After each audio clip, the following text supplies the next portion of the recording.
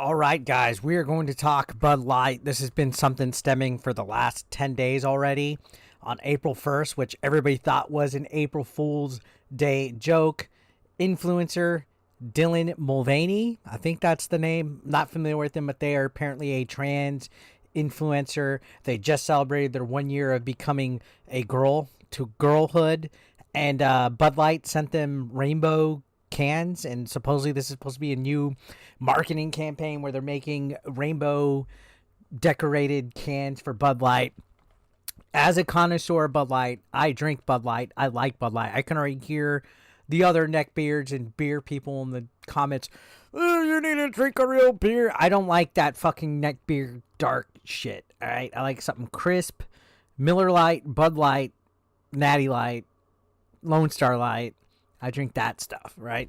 Gives me less of a headache. Keeps my girlish figure going. But anyways, this has been a topic of discussion for the last few days. And it's been interesting to see, notably. A lot of different media outlets are covering it. Lots of different YouTubers are covering it. And I've been trying to think of my way to give my opinion on this whole situation. The thing that's most interesting about this is after it was met with a whole bunch of backlash, Bud Light has gone completely radio silent. If we take a look at their Twitter, the last time they tweeted was actually on April 1st. They've been very radio silent. They have not said anything else since then. It's been 10 days with no advertising. This to me is kind of interesting considering the amount of backlash they're getting. Let's look at some of the replies. Woke Light, no thanks. They're going to need to give it away. They just took a big dump on their customer base. Last one ever. Any suggestions on a good beer? Weed. Anheuser-Busch is rolling over in his grave. Budweiser's finish. People don't want this for free. You can't even give it away. It's not even fit for the sewer system. Just dropped in for the ratio. Never having a Bud Light again. Since Bud Light pretends to be beer, it's only fitting you sponsor a man who pretends to be a woman. Everyone drink Miller Lite because go woke, go broke. Anheuser-Busch. That one's actually pretty funny. So here's a clip. Budweiser hates women. People are saying they hate women because they feel that trans men, that I guess transgendered women are being promoted instead of actual biological women. It's a whole political warfare thing right here and stuff. And I know there's people in the comments, why are you even addressing this? I remember when you were a gaming channel. I will talk about whatever I bloody want. Taking a look further, not only are they radio silent on Twitter, they also have not posted anything since March 30th. On their Facebook. And you can see 2.1K reactions, 8.9K comments. I'm out. Enjoy your new base. It should disturb everyone like a huge corporation like Anheuser-Busch would attempt to prey on a person's mental illness in order to make a profit. Holy smokes, Hershey's, Land of Lakes, and now AB. All their beer companies are thanking you. I'll never buy Bud Light. White Claw so happy. Go woke, go broke. Your market share's dropping. I forgot how much I enjoy Keystone Light. You can see the backlash is seriously there. And what's funny is, and I've been seeing it in my comments a lot, these people that are on that side, and I'm not saying it's wrong to be gay or transsexual or anything like that. But when you have these companies that cater, and I saw somebody say it best. The quote, I think, was something like, these big corporations are pandering to the latest fad, that they think that going woke will promote them to the stratosphere. Like they'll be completely up in the sky. They'll get approval. It's virtue signaling and pandering. And then in the long run, they find that it backfires them because, to be honest, it's like what? A tenth of the population that is woke. The rest of us is a really silent majority, whether people want to realize it or accept it, whether they're deranged or not. People don't want this stuff.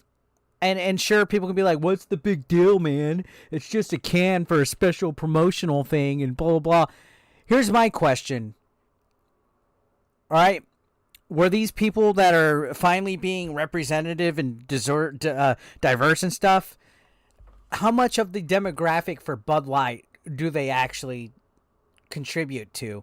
I'm not saying that a trans person couldn't drink Bud Light. By all means, they could, but more than likely, a huge chunk of this small population that they're catering to probably didn't support their products to begin with because only rednecks and Republicans drink Bud Light. You know what I mean? Like, think of it like that. And I know that's all strong, could be straw man arguments and stuff, but there's been a pretty huge influx of response and backlash to this. For example, Kid Rock basically was like, fuck Bud Light, and shot them. He's allowed to do that.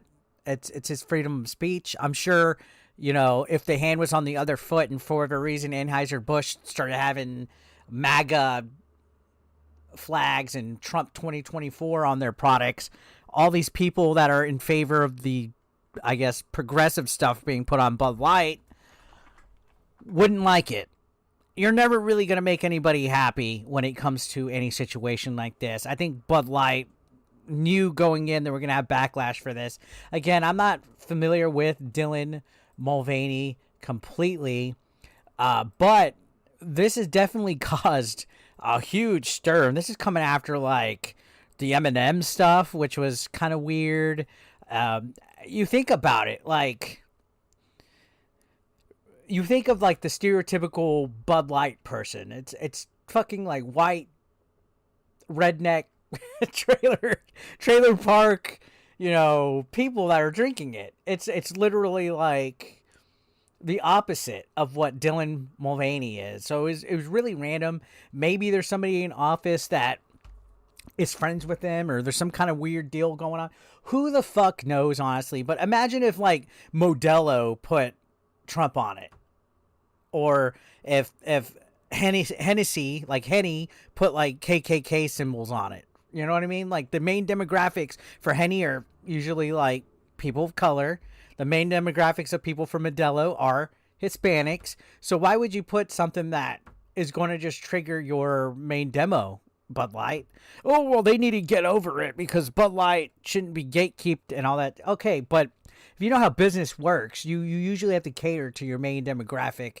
That's why the backlash is there. For me personally, I don't give a shit that there's a rainbow on it. Yeah, it's a little cringe, to be completely fucking honest. It's super fucking cringe that they went this route, especially if what I'm reading when I look at other people's content and articles and stuff, that Bud Light did it just to upset people and trigger the demographic and the main, I guess, user base of the product.